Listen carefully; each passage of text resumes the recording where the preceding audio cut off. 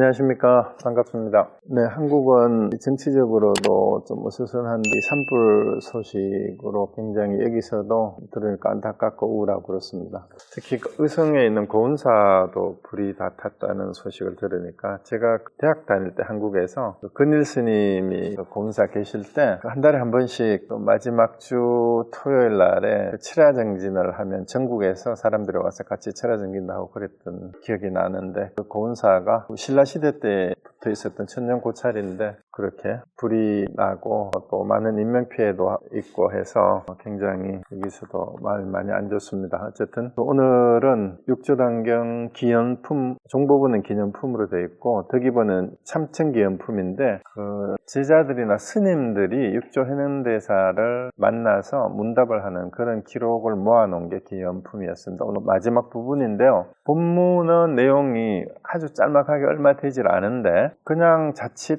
그냥 넘어가면은 늘 그냥 선사들 어록이나 이런데 많이 나오는 상투적인 표현인 것처럼 보이는데 굉장히 중요한 문제가 있는 것 같아서 오늘 어제 여기 고려사에서 참선을 하면서 가만히 내일 강의 육조단경 강의할 내용을 생각하다 보니까 이 부분을 좀 분명히 해야 되겠다 싶어서 몇 가지 화두를 가지고 와서 오늘 본문의 내용을 좀 정확하게 부연해서 말씀을 드리면 좋을 것 같아서 어제 밤에 다시 보냈습니다. 일단 본문은 이렇게 시작이 돼요. 한 스님이 조사 스님께 육조대사에게 여쭈었다라는 거죠. 항매의 뜻을 어떤 사람이 얻었습니까? 여기서 항매는 오조홍인대사를 말하는 거죠. 그래서 오조홍인대사의 뜻을 누가 이었느냐 이런 얘기입니다. 그러니까 불법을 아는 사람이 얻었느니라 이렇게 얘기를 하니까 화상께서는 얻었습니까? 얻으셨습니까? 하니까 얻지 못하였다 그랬어요. 그래서 화상께서는 어찌 못하였습니까? 하니까 나는 불법을 알지 못하노라 하셨어요. 여러분 이 부분 지금 읽으니까 어떤 느낌이 듭니까? 이게 뭔 소리인가 싶어요. 이해가 되십니까? 뭔가 와닿는 게 있어요? 그리고 그 위에 원문에 그 덕이본에만 나온다고 갈로 쳐놨는 부분은 우리 한글로 번역한 부분이 이 부분이 두 구절이 빠져 있어요. 불법을 아는 사람이 얻었느니라 여기까지가 있고 화상께서는 얻으셨습니까? 얻지 못하였다 이 부분이 빠져 있어요. 바로 그냥 화상께서는 불법을 아는 사람이 얻었느니라 했는데 화상께서는 얻었습니까? 하니까 나는 불법을 알지 못하노라 이렇게 얘기를 했는데 얻지 못하였다 화상께서는 얻지 못하였습니까? 이 부분이 빠져 있어요. 자, 그런데 여기서 여러분이 우리가 흔히 선사들 어록을 읽을 때 보면 이런 식의 문답이 굉장히 많아요. 아는 사람이 얻었다 했는데 나는 불법을 알지 못한다. 그러면 우리가 상식적으로 그냥 육조해능대사가 오조홍인대사의 그 법을 이었다라는 거는 우리가 다 알려진 선맥이잖아요. 그죠?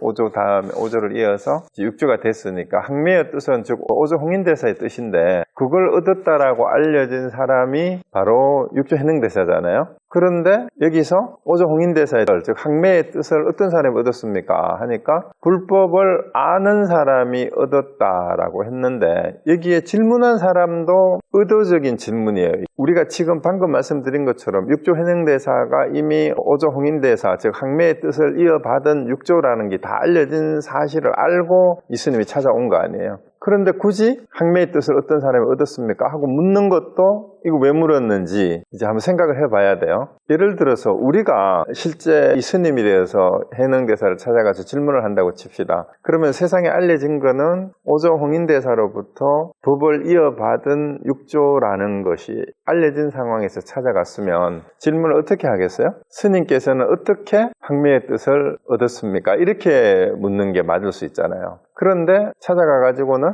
항매의 뜻을 누가 얻었느냐 이렇게 물은 거예요. 어떤 사람이 얻었느냐. 누가 얻었느냐 이 말하고 똑같은 거죠. 항매의 뜻을 어떤 사람이 얻었느냐. 당신은 이 말은 더 직설적으로 하면은 당신은 어떤 사람이길래 어떻게 그 항매의 뜻을 홍인대사의 뜻을 얻었느냐 이렇게 하니까 여기서도 그냥 추상적으로 직접 당신은 얻었느냐라고 묻지 않고 어떤 사람이 얻었습니까? 라고 물으니까 불법을 아는 사람이 얻었겠지라고 그냥 얘기한 거예요. 그러니까 불법을 아는 사람이라는 뜻은 우리가 상식적으로 이 선맥에서 부처님으로부터 28대 조사인 달마대사가 가지고 온 그 법맥을 그다음 누굽니까? 해가하고 승천, 도신, 홍인을 이어서 해능대사에게까지 이어졌다라는 것을 아는데 굳이 이제 이렇게 물었어요. 그 뜻을 어떤 사람이 얻었습니까? 하니까 불법을 아는 사람이 얻었다. 이러니까 그럼 하상께서는 얻으셨습니까? 이 질문의 의도를 여러분 생각해 보셔야 돼요. 분명히 육조인 걸 알고 왔잖아, 이 스님이. 모르고 왔을 리는 없을 거 아니에요. 근데 당신은 얻었느냐라고 묻은 거예요. 그러니까 나 얻지 못하였다 그랬어요. 그래서 하상께서는 얻지 못하였습니까? 그러니까 나는 불법을 알지 못하노라 그랬습니다. 자, 그러면 이게 사실 이해가 안 되죠. 우리가 알려진 게 육조 해능대사는 오조 홍인대사의 법을 이은 사람인데 얻지 못하였다는 말도 웃기고 어째서 얻지 못하였나 하니까 불법을 알지 못하니까 나는 못 얻었다라고 했는데 우리가 지금까지 상식적으로 알고 있는 거는 부처님으로부터 사자전승을 통해서 전해진 불법이 28대 조사인 달마대사를 통해서 그 이후에 해가승천, 도신, 홍인을 이어서 육조 해능대사에게 전해졌다라고 알려줬고 그렇다면은 불법이 육조 해능대사가 홍인대사로부터 인가를 받고 불법을 이어받은 걸로 이렇게 알고 있는데 이게 도대체 무슨 얘기인가? 그래서 많은 사람들이 해설을 이렇게 합니다. 불법은 얻고 얻지 못하는 데 있지 않다. 불법은 알고 알지 못하는 거하고 관계없다. 그래서 반야신경에 무지영무득이란 말도 있지 않느냐. 이런 식으로 해설을 하고 넘어가면 그게 이해가 됩니까? 그래서 그것도 어떻게 보면 말장난 같아요. 그래서 왜 선사들은 이런 식의 문답을 굳이 할까? 이 부분을 오늘 조금 분량이 얼마 안 되니까 좀 더 깊이 있게 제가 말씀을 한번 드려볼까 하는데 제가 얘기를 하는 것이 더 군더더기에 또 군더더기를 붙이는 것이 될 수도 있습니다. 자, 그런데 일단 제가 한번 정리를 해보고 제 설명을 드리는 것이 이런 식의 문답이 후대의 선사들한테도 이런 문답이 많이 있어요. 유사한 문답이. 도대체 이게 무슨 소린가? 그건 뭐 얻었다는 거야? 못 얻었다는 거야? 안다는 거야? 모른다는 거야? 이게 무슨 말이야? 이게 되는 거잖아요. 그죠? 그래서 왜 이런 식의 말을 하는가? 그래서 조사어록을 읽을 때 이제 이런 얘기들 때문에 일부 이제 초기 불교를 하시는 분들이 선불교 중국 선종에서 나온 특히 이제 가나선을 하는 사람들 선문답이 심지어는 뭐 어떤 것이 부처냐니까 만두막대기다 하고 뭐 이런 얘기를 자꾸 하니까 도대체가 앞뒤도 안 맞고 이게 뭐 귀신 씨나라 까먹는 소리 같고 이래서 전혀 현대인들한테 합리적인 설득력이 없다. 그래서 이거는 또 초기에 부처님이 원래 하신 그런 불교도 아니다. 이런 식으로 이제 가나선에 대해서 굉장히 이제 혹평을 하고 싫어하는 사람들도 있어요. 그래서 오늘은 제 나름대로 그런 오해도 불식시키고 왜 이렇게 얘기할 수밖에 없는가? 그럼 이렇게 얘기하는 것들이 초기 불교의 그 가르침하고 과연 전혀 관계가 없고 어긋나는 건가? 이제 이런 부분이 확인이 돼야 이게 불교인지 아닌지 이제 얘기가 될 거 아닙니까? 자, 그래서 일단은 우리가 여기서 항매의 뜻을 어떤 사람이 얻었습니까? 이 얘기는 우리가 부처님 그 깨달음의 법맥이 선종에서는 가섭에게 영하가섭의 삼체전심이라고 알려져 있잖아요. 영산해상에서 연꽃을 들어보였는데 가섭이 혼자 웃었다는 거 하고 다자탑 앞에서 자리를 나누어 앉은 거, 그 다음에 마지막에 열반에 드시니까 사라상소에서 그 부처님 장례식을 치르기 전에 맛상자인 가섭이 오지 않아서 화장 준비만 하고 간을 나무 위에 올려놓은 상태로 기다리고 있었는데 가섭이 늦게 도착해서 관 주위를 3번 돌고 인사를 하니까 부처님이 관에서 발을 2착을 내보였다. 그래 이게 이제 삼체전심이라는 얘기잖아요. 그래서 이제 가섭에게 전해진 것이 그 다음에 아난을 통해서 28대 달마를 통해서까지 이제 항매는 5조잖아요. 여기까지 와서 이제 육조 해능대사가 전해졌다라고 우리가 상식적으로 얘기를 하는데 그 항매의 뜻은 결국은 부처님이 가섭 존자에게 전한 이신전심의 그 뜻이란 말이에요. 이걸 누가 얻었느냐? 그러니까 불법을 아는 사람이 얻었느냐? 이게 당연하겠죠. 불법을 아는 사람이 얻었겠죠. 부처님 가르침이니까. 자, 그런데 여기서부터 이제 하나하나 짚어봅시다. 첫 번째, 불법. 어떤 사람들은 선사들이 얘기한 거나 뭐 불교 책을 해설하는 사람들 불법을 불법이라 하면 불법이 아니다. 또 이런 말들이 있어요. 근데 그게 꼭 말장난 같지 않아요? 불법을 불법이라 하면 그건 불법이 아니다. 또 깨달음을 깨달음이라 하면 깨달음이 아니다. 뭐 이런 얘기를 많이 하잖아요. 부처를 부처라 하면 부처가 아니다. 왜 이런 얘기를 할까? 일단 이제 그 의문을 첫 번째 가져야 돼요. 그래서 분명히 그 부처님께서 가르친 것이 불법이잖아요.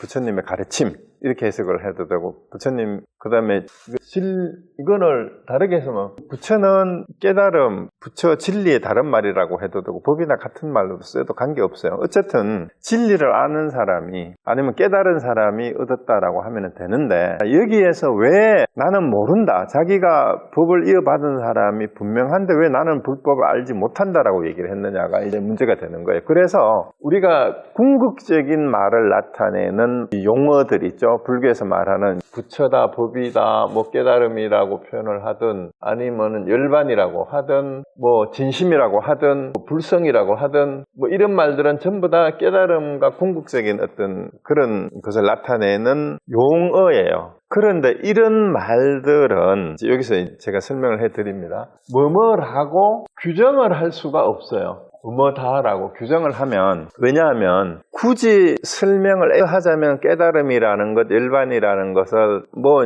용어를 다들 다르게 어원을 가지고 설명을 어떻게 하든 간에 이걸 뭐뭐라고 규정을 해버리게 되면, 규정한다라는 말이 뭐예요? 우리 말로서 언어로서 규정하는 것은 개념 정의잖아요. 개념 정의를 하게 되면 제가 자주 말씀드리는 게 디파인이 돼요. 디파인드가 뭔 말이에요? 제한됨이란 뜻이잖아요. 그러니까 진리다, 도다, 깨달음이다, 부처다, 불법이다 하는 것은 언어에 의해서 제한될 수 있는 성질이 아니기 때문에 언어로 표현하는 데는 한계가 있다 이 말이에요. 그래서 할 수 없이 말을 빌려서 표현하자면 어떨 때는 부처라 하고 불법이라 하고 깨달음이라 하고 일반이라 하고 도라고 하고 진리라고 할 뿐인데, 규정할 수 없는 것이기 때문에 이것을 안다, 모른다라고 할 수 없는 거예요. 안다라고 하는 것도 규정이 되어버리잖아요. 그러면은 부처다, 불법이다, 깨달음이다 하는 것을 어떤 특정한 상태에 어떤 거라고 상정을 한 상태에서만 안다라는 말이 나와요. 그러니까 이런 말들을 안다, 모른다라는 언어에 의해서 디파인, 제한된 규정에 의해서 한정될 수가 없기 때문에 안다, 모른다를 떠나 있으니까 이렇게 얘기를 하는데, 그래서 항매의 뜻을 어떤 사람이 얻었습니까? 일반적으로는 당연히 불법을 아는 사람이 얻었다라고 말하는 여기는 뭐냐 하면은 부처님의 가르치고 항매의 뜻이라는 것은 부처님으로부터 전해져 내려온 그 뜻이기 때문에 그 뜻을 아는 사람이 얻었겠지라고 이제 얘기를 한 것까지는 이해가 됐어요. 그런데 이제 그 다음부터가 이제 문제라는 거예요. 또 화상께서는 얻으셨습니까? 하니까 얻지 못하였다. 왜 여기서 불법이 아는 사람이 얻었다 해놓고 화상은 육조 현행대사가 분명히 항매의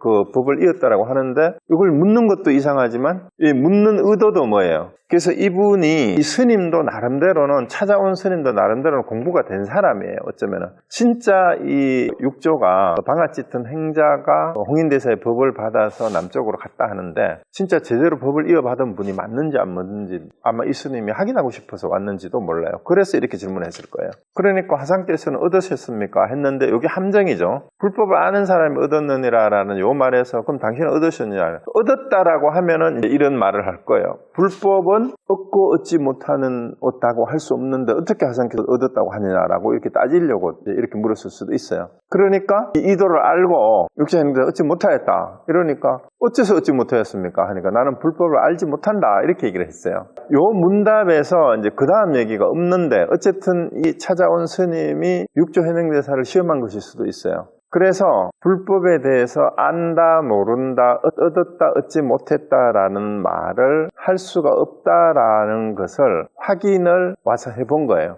그러니까 이제 나는 불법을 알지 못하나라는 이 말에 더 이상 질문을 하지 않고, 이제 기록이 당연히 안 돼 있겠지만 이렇게 끝나버린 거거든요. 그래서 제가 지금 말씀을 드린 것처럼 불법은 안다, 모른다에 속하지도 않는다. 얻고 얻지 못하는 데에도 속하지 않는다. 그래서 반야신경에도 무지 영무득이라고 하지 않았느냐, 이렇게만 설명을 해도 여전히 답답함은 그냥 남아있죠. 그래가지고 내가 불법을 아는 게 아니니까. 그럼 도대체 어떻게 얘기를 해야 되느냐? 우리가 흔히 얘기하는 거 깨달아라, 깨달아야 된다, 견성해야 된다라고, 이 견성이란 말도 마찬가지예요. 견성해야 된다라고는 얘기를 계속 하는데 도대체 견성한다라는 건 불법을 아는 게 견성 아니냐? 이렇게 물으면 그 말이 맞죠. 근데 불법은 또 알지 못한단 말이에요. 이렇게 얘기를 하는 건 왜 그러느냐? 그래서 제가 일단은 이 소리를 좀 길었는데, 뭐뭐라고 규정하면은 안 되는 이유 뒤에도 이제 나와요. 요거를 분명하게 하기 위해서 제가 화두를 가지고 왔어요. 왜 화두를 가지고 설명할 수밖에 없느냐 하면, 왜 선사들이 이런 식의 문답을 주고받으면서 불법을 아는 사람이 전해받았다, 얻었다라고 해놓고는 그럼 당신은 얻었느냐 하니까 나는 얻지 못했다, 어째서 못했다, 나는 불법을 모른다, 알지 못한다라고 얘기를 하냐 이 말이에요. 분명히 세상에 알려지기는 항매의 뜻을 이어받은 사람이 맞는데, 그 항매의 뜻을 이어받았다면 불법을 아는 사람이고, 근데 왜 모른다고 하냐, 왜 이런 식의 말들을 빙빙 돌리는 것 같고 말장난을 하는 것처럼 하느냐, 이게 분명하게 이해가 돼야 왜 선사들이 이렇게 치밀하게 이 말 한마디를 똑같은 말을 뒤집는 거하고 뒤집는 거하고 또 부정을 하고 하는지, 그 이유를 제가 오늘 요 화두를 여러분이 잘 한번 보세요. 문간에 39번째 나오는 문간이 화두 48개 기록해 놓은 거잖아요. 운문화타라는 말이 있어요. 타라는 말은 말이 떨어졌다, 타락했다 이런 뜻이잖아요. 자, 그러면은 여기 일단 대화를 한번 볼게요. 운문스님께 한 학인이 광명이 고유의 두 세간을 비추는데 라고 이제 어떤 개송을, 이게 장졸수제의 개송이에요 라고 그 일구를 다 말하기도 전에 운문스님께서 황급히 그것은 장졸수제의 말이 아닌가 라고 말하자 학인이 그렇습니다 하고 말하자 운문스님께서 잘못 말했다, 그거 이제 번역을 잘못 말했다는데 화타가 말이 틀렸다 이런 뜻이에요. 아니면은 너 말이 떨어졌다 이렇게 해석해도 돼요. 자, 그래서 운문스님이 이게 뭐냐 하면 실제로 이거 장졸수제의 개송이 맞아요. 이게 개송이 다 전체가 어떤 내용이냐 하면 아주 멋있는 개송이에요. 근데 장졸수제가 밑에부터 한번 보세요. 당나라 때 이 스님인데 석상스님 제자예요. 이제 장씨고 이름이 조리예요. 그 조리 뭔 뜻입니까? 조리? 옹졸하다 할 때 그 졸자예요. 어리석다, 옹졸하다 이런 뜻입니다. 둔하다, 어리석다, 옹졸하다 이런 뜻이기도 하고, 이제 질박하다, 이제 꿈이 없다 뭐 이런 뜻도 있겠는데 하여튼 옹졸하다는 뜻이야. 이름을 어떻게 졸자를 일부러 낮춰 짓는다고. 우리도 옛날에 왜 애들 그 이름 부를 때 뭐 개똥이 막똥이 이렇게 이제 붙이지 이렇게 불러 장졸이라고 이름을 지었는데, 수제는 과거에 그 급제했을 때의 그 명칭이에요. 그 수제라는 두 개의 호칭이 있었는데, 어쨌든 장졸수제가 석상스님을 찾아와가지고 너 이름이 뭐냐 이렇게 물으니까 성은 장이고 이름이 졸입니다 하니까 공교한 것도 오히려 얻을 수 없는데 졸이 어디서 왔느냐 물었어요. 그러니까 졸하고 교자는 정교하다 뭐 이런 뜻이잖아요. 정교하다라는 뜻이에요. 졸은 어리석다, 둔하다, 옹졸하다 이런 뜻이니까, 아니 좀 영리하고 교묘하고 정교한 사람 해도 불법을 얻기가 힘든데 이 졸이라는 놈이, 옹졸한 놈이 어리석은 놈이 어디서 와가지고 불법을 얻으려고 하느냐, 이 말을 하는 데에서 바로 깨달았다고 얘기를 하잖아요. 그러니까 이 장졸수제가 대단한 사람이에요. 이름을 가지고 여기도 말이 나오잖아요. 왜 제가 이 개성을 가지고 여기에서 공교한 것도 오히려 얻을 수 없는데, 그러니까 정교해도 얻을 수 없는데 옹졸해가지고 네가 뭘 얻으려고 어디서 왔느냐 하니까 요 말에 깨달았다는 얘기예요. 얻을 수 없다라는 요 말에 어쩌면 깨달을 수도 있어요. 그러고 지은 오도송입니다. 장졸수제의 오도송이 바로 광명이 고요히 두루 세간을 비추니, 광명족조 편하사는 세간이란 뜻이에요. 범부성인이 신령함을 머금어 다 한 가족이네. 한 생각 내지 않으면 온전한 모습이 드러나지만 육근의 감각이 움직이면 어두운 구름이 가리나니, 번뇌를 없애려고 하는 것이 번뇌의 병을 더욱 불어나게 하고 진열을 향해 나아가는 것 또한 더욱 삿되니라. 세상에 인연 따라 걸림이 없으면 열반과 생사도 허공에 꽂힌 것을. 이 개성이 정말 멋있어요. 그러니까 강명이 고요히 두루 세간을 비춘다라는 이 말이 강명이 불법에 대한 비유일 수 있어요. 부처님의 깨달음의 빛이에요. 그러니까 이 불법이 온 세상에 밝게 그냥 비춰진다 이 말입니다. 부처님의 깨달음은 원래부터 우리가 깨닫든 깨닫지 못하든.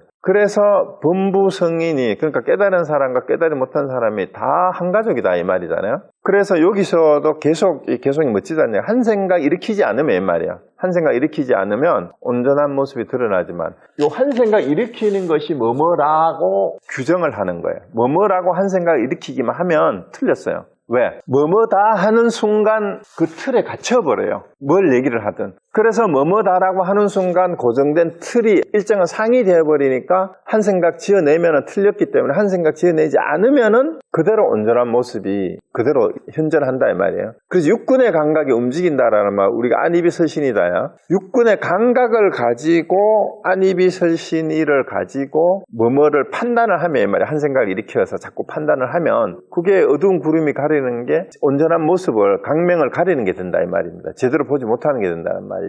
그래서 그런데 또 하나 역전이 되는 게 뭐냐면 번뇌력을 그렇다고 우리가 여러 가지 번뇌가 일어나는데 육군의 작용을 통해 가지고 육군의 감각이 움직이면 끊임없이 번뇌가 일어나잖아요. 그런데 번뇌를 없애려고 하는 것이 번뇌의 병을 더욱 불어나게 하고 이런 얘기도 이제 많이 나와요. 여러분이 나는 번뇌망상이 많은 것 같아요. 어떻게 하면 좋을까요? 어떻게 하면 그 번뇌망상을 끊을 수 있을까요? 하면은 제가 단골로 하는 대답이 그 끊으려고 하지 마세요 그래요. 왜? 번뇌를 없애려고 하는 번뇌가 하나 더 추가될 뿐이에요. 그럼 어떻게 해야 돼요? 그냥 번뇌가 일어나는 줄 알면은 그 번뇌는 나중에 힘이 저절로 빠져요. 그래서 번뇌를 없애려고 하는 것이 그것이 또 번뇌를 없애야 된다라는 생각이 또 하나의 번뇌예요. 그래서 배에 번뇌가 추가될 뿐입니다. 그래서 번뇌의 병을 더욱 불어나게 한다. 이 말은 그 말입니다. 그래서 그 다음에 또 하나 진여를 향해 나아가는 것 또한 더욱 삿대다. 이건 또 뭔 말이에요? 깨달음을 향해서 우리가 수행을 해서 공부를 해야 되는 거 아닙니까? 오늘도 우리 육체단공 공부하는 이유가 결국은 진여를 향해 나가기 위해서 공부하고 지금으로 들어오는 거 아니에요? 근데 이거는 더욱 삿대다. 이 말을 또 왜 할까? 진여라는 말도 여기 나왔어요. 불법이라는 말하고 똑같이 진여도 진리라는 말이나 깨달음의 말은 똑같은 말이죠. 진여는 어디에 따로 있는 게 아니에요. 자, 이제 여기서 결론을 말씀드리면 불법이든 부처든 불성이든 진여든 지금 나를 떠나서 어디 가가지고 얻어야 되는 게 아니다 이 말입니다. 진여가 있는 곳이 있어야 진여를 향하지. 진여가 어디 있어요? 진여가 어디 있습니까? 자, 진여다, 불법이다, 부처다, 불성이다 하는 것은 이 세상이 있는 그대로의 모습을 그렇게 표현한 것일 뿐이에요. 원래 이 세상의 참모습을 이름하여 진여라고도 하고 불법이라고도 하고 깨달음이라고도 하고 불성이라고 하는 거예요. 그러니까 그냥 그 진여는 그럼 어디에 있어요? 언제 어디에나 지금 여기 항상 있어요. 원래 내한테 그냥 있단 말입니다. 그런데 그걸 향해서 간다라는 이 말 자체가 틀려먹은 거지. 진여가 어디 따로 있을 때가 진여가 어디 있어가지고 진여를 찾아다녀야 돼요. 달마에서 혈명론에서부터 밖에서 찾지 마라. 마음 밖에서 찾지 마라. 그 마음이 또 어디 있어요 그럼? 마음이 어디 있어요? 마음이 어디 있습니까? 마음이라 해도 마찬가지예요. 마음이 있는 곳을 찾아가야 되는데 마음이 어디 있습니까? 전에 한번 말씀드렸는지 모르는데 여기 참선하고 내가 요가하고 운동할 때 말씀드렸구나. 어느 정신과 의사가 쓴 책 제목이 이제 몸을 챙깁니다라는 책 제목이 있어요. 정신과 의사가 쓴 책인데 이제 마음을 챙깁니다, 정신을 챙깁니다가 아니고 왜 몸을 챙깁니다라고 했을까요? 좀 다른 얘기 같은데 그분이 그 서문에 그 책에 뭐라고 써놨냐면 여러분 지금 강의 들으시는 분들은 우리 마음이 어디 있다고 생각하세요? 마음이 머리에 있습니까? 가슴에 있습니까? 머리에 있다고 생각하시는 분, 가슴에 있다고 생각하시는 분 어느 쪽이에요? 근데 그 책에도 보니까 자연과학이나 이과 쪽에 공부를 한 사람들은 마음이 어디 있냐 물어보면 머리에 있다고 하는 사람이 많대요. 근데 문과 쪽에 공부를 하는 사람들은 가슴에 있다고 하는 사람이 많대요. 여러분은 마음이 어디 있는 것 같아요? 근데 그 책에는 뭐라고 해놨나 하면은 옛날에는 자기도 젊을 때는 의사로서 의과대학에 공부를 하고 뇌를 잘 연구를 해서 뇌의 구조를 또 작용을 잘 밝히면 정신 즉 마음의 실체를 이제 제대로 규명할 수 있지 않을까 이런 생각을 했었대요. 의대 다닐 때는. 그리고 젊을 때 강연 다닐 때도 그렇게 생각했는데 지금 오랫동안 정신과 진료를 하고 그 양반이 위파사나를 수행을 했다 하더라고요. 그런데 그 책에서 결론이 뭐냐 하면 마음이 어디에 있느냐고 지금 물으면은 그 의사 선생님은 온몸에 다 있다라고 얘기를 한대요.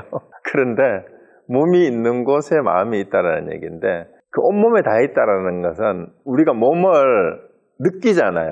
감각을 통해서. 위파사나를 할 때 호흡도 어디서 들어오고 나가는 걸 느끼고 그 다음에 몸을 관찰할 때 몸의 어디를 관찰하든 그 관찰하는데 마음이 거기에 있어요. 숨이 들어오는 걸 관찰할 때 숨 들어오는 데에 마음이 있고 내쉴 때는 내쉬는 데에 마음이 있고 그 다음에 극기 명상을 할 때 발바닥에 감촉이 오는 걸 느끼게 알아챌 때는 그 알아채는 그 자리에 마음이 있죠. 자, 그럼 마음이 어디 있을까요? 지금은 어디 있을까요? 저는 제가 말을 하고 있으니까 말하는 데 마음이 있고 여러분은 제 얘기를 듣고 화면을 보고 있으니까 화면을 보는데도 마음이 있고 제 말을 듣는데도 마음이 거기에 있습니다. 그러니까 진여도 마음이에요. 그러니까 마음을 향해서 나아간다라는 말이 그러니까 더욱 삿대다 틀렸다라는 말이 그 말입니다. 마음은 항상 지금 여기 내가 깨닫든 깨닫지 못하든 인식하든 인식하지 못하든 마음은 항상 여기에 항상 있어요. 그게 불법이에요. 그런데 그걸 뭐뭐라고 규정을 하는 순간 어떤 틀에 갇히기 때문에 뭐뭐라고 말할 수가 없고 얻을 수도 없고 안다라고 할 수도 없다라는 게 됩니다. 그래서 그 밑에 얘기가 더 멋있죠. 세상에 인연 따라 걸림이 없으면 우리는 세상에 살면서 여러 상황에서 객관적인 환경뿐만이 아니라 사람을 만나는 관계를 통해서 여러 인연이 서로 얽히고 설켜가지고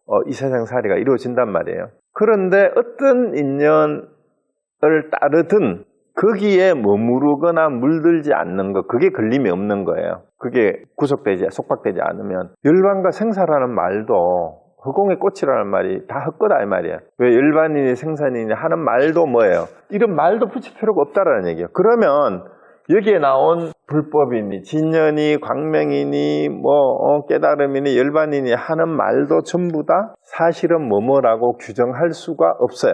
뭐뭐다라고 할 수가 없다 이 말입니다. 자, 이게 장조수제 오도송인데 뭐라고 했어요? 문스님께서 한 학인이 이제 이 광명 이 장조수제 오도송 진짜 멋있죠. 이거 외우고 싶죠. 근데 이거를 외우니까 한 학인이 그거 장조수제 그 개송 아니냐 이렇게 얘기를 하니까 또 외우니까 그 학인이 맞습니다 한 거예요. 그렇습니다 하니까 문스님 잘못 말했다 한 거예요. 요걸 아셔야 돼요. 어느 곳이 잘못 말한 곳이냐 어째서 이 이치를 알면 제가 오늘 설명을 다 드렸는데 여러분 스스로 이걸 잘못 말했구나 하고 답변을 한번 해보세요. 그러면 오늘 앞에서 장황하게 설명했던 것이 딱 정리가 돼요. 분명하게. 요 부분을 잘 보세요. 그렇습니다 라고 말하자 문스님께서 잘못 말했다 했어요. 그럼 뭘 잘못 말한 거예요? 분명히 장조수제 오도송이 맞거든. 그런데 학인이 그렇습니다 하자 문스님 잘못 말했다고 한 거예요. 어느 곳이 잘못 말한 것이냐 어째서 그러냐. 자, 이게 수미상 공안의 완결판이 이거라고 생각하시면 돼요. 생각이 일어날 때 제가 일어난다 했는데 무슨 생각이든지 하면 어떻게 돼요? 틀렸다, 삿대다 이 말이에요. 틀렸다라는 말은. 근데 생각을 하는 것이 어떻게 드러나요? 생각이 표현되는 것이 말이잖아요. 그러면 무슨 생각이든지 하면은 틀렸다라는 말은 무슨 말이든지 하면은 그 말이 뭐가 돼요? 뭐뭐다라고 말을 하게 되면은 그게 규정이 되니까 뭐뭐다라고 하는 것은 자 보세요. 실제로 뭐뭐다라고 했을 때 우리가 색즉 시공을 이해하는 것도 마찬가지예요. 제가 카메라를 예를 들어서 얘기를 했잖아요. 바깥에 있는 대상이 색이 아니고 우리 눈을 통해서 마치 카메라 렌즈를 통해 가지고 영사막에 맺힌 걸 색이라고 하듯이 우리 렌즈를 통해서 눈을 통해서 들어와 가지고 나의 인식작용, 안식을 통해서 우리 뇌를 통해서 저 바깥에 있는 대상이 들어와 인식된 거, 그것이 색이라 했어요. 그러면 그 색은 진짜 바깥에 있는 거하고는 같아요, 달라요? 그게 아니란 말입니다. 그러니까 뭐뭐라고 하면은 틀린 게 되는 거예요. 그래서 불법이든 진여든 생각이든 깨달음이든 뭐든지 간에 안다라고 하면은 틀린 게 되고 얻었다라고 하면은 틀린 게 되는 거예요.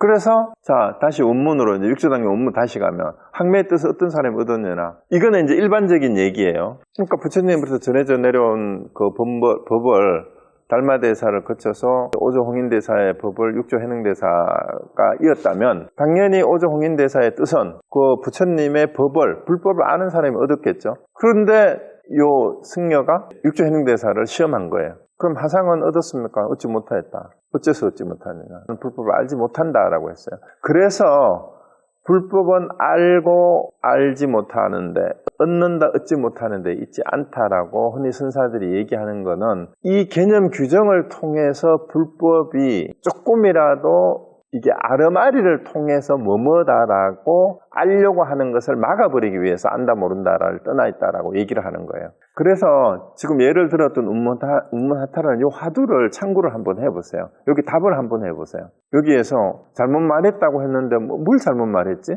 어디를 잘못했지? 그 잘못 말한 게 뭔지를 한번 찾아보세요. 그리고 그 이유가 뭔지를 한번 찾아보세요. 제가 오늘 설명드린 데에 답이 다 있어요. 근데 여러분이 정확하게 포인트를 잡으시면 여기 답을 정확하게 하고 나면 수미상 공안에서 이 운문하타까지 이어지는 화두가 일맥상통하게 이래서 화두 하나를 알면은 다 연결이 되는구나 하는 걸 알 수가 있습니다. 그리고 왜 선사들이 굳이 초기 불교에는 없는 이런 문답을 통해서 제자들에게 화두를 들려가지고 창구를 하게 했는지 하는 이유도 이걸 하고 나야 알아요. 이걸 모르는 상태에서는 답을 모르는 사람이 답이 아는 사람들이 알고 나니까 아하 한 거를 이렇쿵저렇쿵 짐작할 필요가 없어요. 그게 뭐예요? 그게 진리를 향해 나아간다, 깨달음을 향해 나아간다, 알지도 못하면서 나아가야 된다, 말아야 된다, 이거 하든 해봐도 안 된다, 이런 얘기들을 할 필요가 없단 말입니다. 나는 모르니까 그냥 모른다고 할 뿐이고, 그 다음에 물론 여러분들이 이 가나선을 도대체 아무리 해봐도 내가 잘 모르겠다 하는 분은 처음부터 하두를 간택해서 어떻게 참고를 하고 답변을 어떻게 점검을 받는지 제대로 지도를 받지 못해서 그럴 뿐이에요. 제대로 지도를 받을 수 있는 사람을 만나면 가나선보다 더 쉬운 게 없어요, 사실은. 조금만, 며칠만 생각해보면 하두가, 답을 못하는 하두가 하나도 없습니다, 사실은. 왜? 다 인간들의 생각인데, 그 생각을 짐작해서, 아, 이런 뜻이었겠구나 하면 되죠. 자, 그런데 요거 하고, 그 다음에 또 하나 제가 가지고 온 게, 우리 해암 스님이 이 법문을 자주 하셨고, 해암 스님 책에도 나오는데요. 해인사 계신 해암 스님이 아니고, 수덕사에 계시던 해암 현문 스님이에요.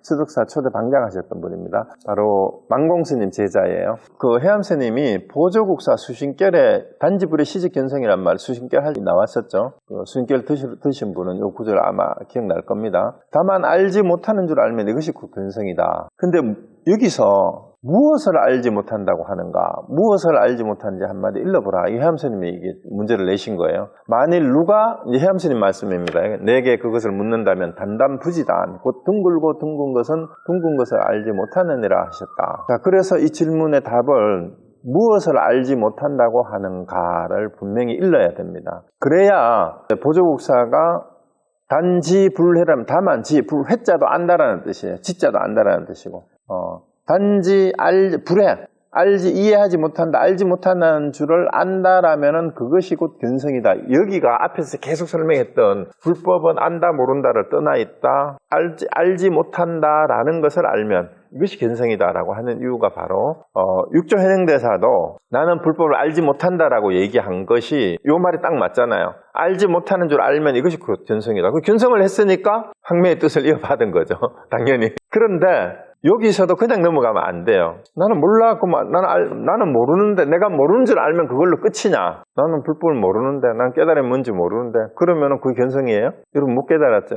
못 깨달았죠? 그럼 못 깨달았는 거를 알아요. 그럼 그게 견성인가? 분명히 여기서 알지 못하는 줄 알면은 견성이라 했잖아요. 야, 여기에 뭐가 하나만 더 들어가면은 그게 맞아요. 자, 왜 안다 하고 모른다 하고 관계가 없는 게 아니라 안다라고 하든 모른다고 하든 똑같아요. 자, 보세요. 이거까지 얘기해도 되는지 모르겠네. 자, 누가 안다고 그래요? 생각을? 안다고 하는 것도 나죠. 모른다고 하는 것도 나죠. 그러면은 안다고 말하든 생각을 하든 안다고 하는 놈이나 모른다고 하는 놈이나 그 놈은 같은 놈이에요, 다른 놈이에요. 자, 그 말을 하는, 안다고 하는 그 주인, 모른다고 하는 그 주인은 누구예요? 그 주인공을 이름하여 마음이다, 본성이다, 불성이다 했단 말입니다. 요걸 알면 그 아는 것이 그게 견성이에요. 자, 그런데 여기서 다시 질문을 해요. 무엇을 알지 못한다고 하는가? 무엇을 알지 못한다. 여기 답을 해야 돼요. 지금 내가 얘기를 했는데 이게 90%. 여러분이 한 번 더 돌리면 돼요. 답이 여기 있습니다. 그래서 수신결에 나오는 다만 알지 못하는 줄 알면 이것이 견성인데, 이거를 본문에 갖다 비교해보면 알잖아요. 황매의 뜻 어떤 사람이 얻었습니까? 아는 사람이 얻었어요. 그럼 스님 얻었어요? 못 얻었어? 어떻게? 나는 불법을 알지 못하노라. 불법을 알지 못하는 줄 알면은 이게 견성이니까. 그래서 불법을 아는 게 된 거예요.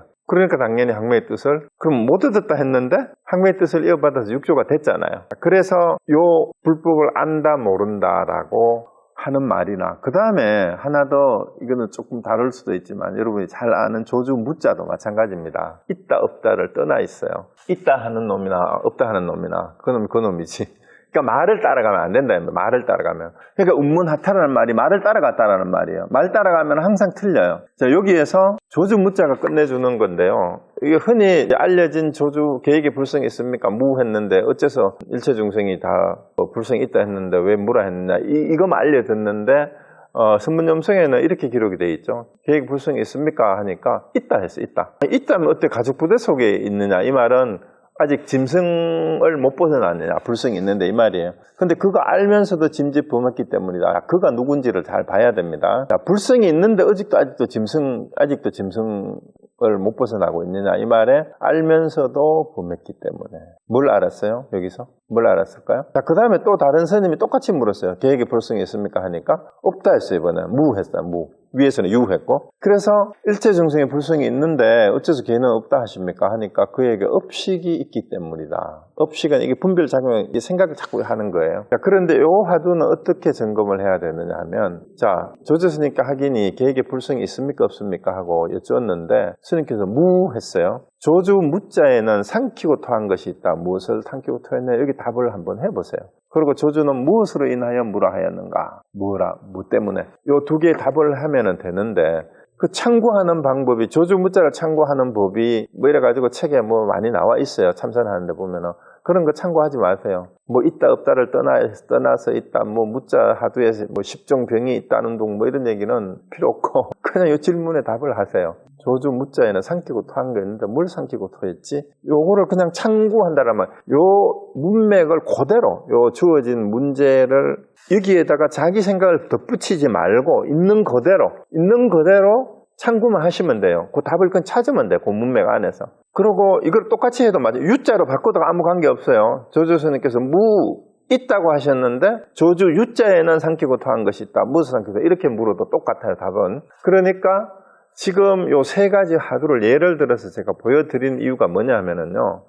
일단 한 생각을 일으키면 허물이다라는 얘기는 생각이 표현된 게 말이고 생각이나 말을 하게 되면은 그것이 규정하는 게 되면 뭐뭐라고 규정을 하는 순간 그거는 하나의 틀 지어진 제한된 틀이 돼버려요. 그러면은 불법이나 진리나 깨달음이나 이런 걸 뭐뭐라고 규정할 수가 없어요. 삶도 마찬가지예요. 삶이라는 것이 규정될 수 있나요? 삶은 우리 산다라는 것의 진행형 명사형이에요. 삶이라고 하는 것은. 그 끊임없이 진행되는 것이 삶이지 삶을 뭐뭐라고 규정할 수가 있나요? 규정할 수가 없기 때문에 사는 게 뭡니까? 저한테 물으면 제가 뭐라고 대답했다 그랬어요? 사는 게 뭐예요? 사는 게 뭡니까? 여기 누가 한번 답해 보실 분? 저한테 물으면은 저는 이렇게 질문을 되돌려줘요. 지금 질문하시는 분은 안 살고 죽었습니까? 이렇게 물어요.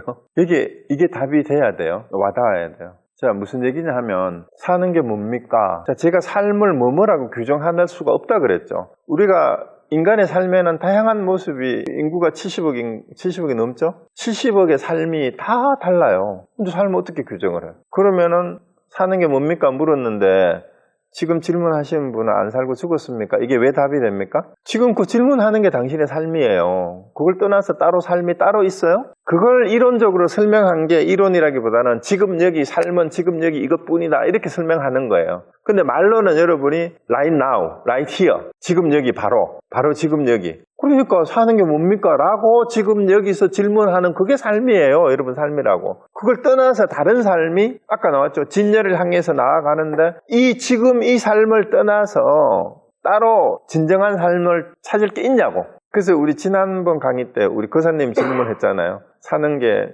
집에서 뭐 부인하고 애들하고 여러 가지 스트레스도 많고 힘든 게 많은데 그걸 떠나서 다른 삶이 깨달은 삶이 따로 있을 것 같아요?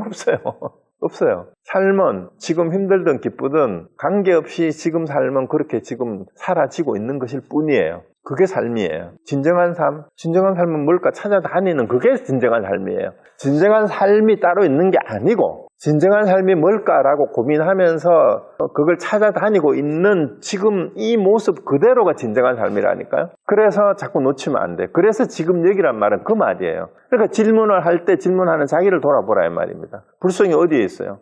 부처가 마음이라 하는데 마음이 어디 있어요? 질문하는 데 있잖아요. 질문하는데 누가 질문을 해요? 어떤 것이 부처입니까? 어떤 것이 깨달음입니까? 불법이 뭡니까? 부처가 마음이라며, 깨달음이 마음이라며. 그 질문하는 그 마음이 여러분의 마음이고 그게 부처예요. 그래서 말을 따라가게 되면 항상 대상에 떨어지고 경계에 떨어지게 되는 겁니다. 그래서 생각을 일으키면 안 된다는 말은 생각을 하지 말라는 얘기가 아니에요. 생각을 할 때 그 생각을 하는 것이 곧 내고 내 마음이고 그게 부처라는 걸 알면 된다 이 말입니다. 그래서 조주부자도 그러니까 이런 화두들을 그렇게 점검을 하는 이유가 이 말에 쏘가서 말을 따라가는 것을 확실하게 본인이 직접 체험을 해서 알게 하도록 하기 위해서 이런 화두들을 보완을 해서 제자들을 공부를 시켰던 거예요. 중국의 선사들이. 그러면 이 내용들을 가지고 초기 불교를 공부를 다시 해보면 이게 초기 불교하고 어긋나는 게 하나도 없어요. 뭔 말이냐? 위파사나를 할 때 매 순간 거기에 사마타하고 위파사나를 항상 같이 하잖아요. 사마타가 뭐예요? 마음이 지금 딱 가서 뭐 딱 가는 그 자리가 그게 사마타잖아요. 집중. 그리고 그게 어떤 상황인지를 알아차리는 게 위파사나잖아요. 그러면은 내가 내 마음이 한 생각이 어떻게 일어나서 내 말이 어떻게 지금 무슨 말을 내가 무슨 생각을 하고 있는지를 알면서 나를 매 순간 돌아보면 매 순간순간에 집중을 하는 거고 매 순간순간에 깨어있고 살피는 거잖아요. 그게 위파사나죠. 이 하두는 철저하게 그런 방식으로 되어 있어요. 매 순간 질문을 하고 답을 하는 그 순간 돌아보면 그것이 그것뿐이에요. 그것뿐. 다른 거 없습니다. 그래서 오늘 본문은 요게 단데 항매의 뜻을 어떤 사람이 얻었습니까? 불법을 아는 사람이 얻었다. 근데 하상을 얻으셨으면 얻지 못했다. 하상께서 어찌 얻지 못하였습니까? 나는 불법을 알지 못한다. 이 말을 그냥 대충 불법을 안다 모른다 없고 없는데 있지 않다 이렇게 넘어가 버리려고 하다가 이게 그렇게 넘어가면은 또 계속 반복되는 똑같은 얘기가 나올 것 같아서 오늘 분명하게 했고요. 이런 부분에 더 이상 쏙지 않으려면 오늘 제가 거론한 하두 중에 여러분이 좀 구미가 당기고 이건 내가 답을 한번 해봐야 되겠다 싶으시면 하세요. 카톡을 하셔도 되고 이메일로 하셔도 되고 전화로 하셔도 됩니다. 얘기 오신 분은 직접 저를 만나서 하셔도 되고요. 그래서 이거 어쨌든 제가 말씀드린 뜻은 그런 겁니다.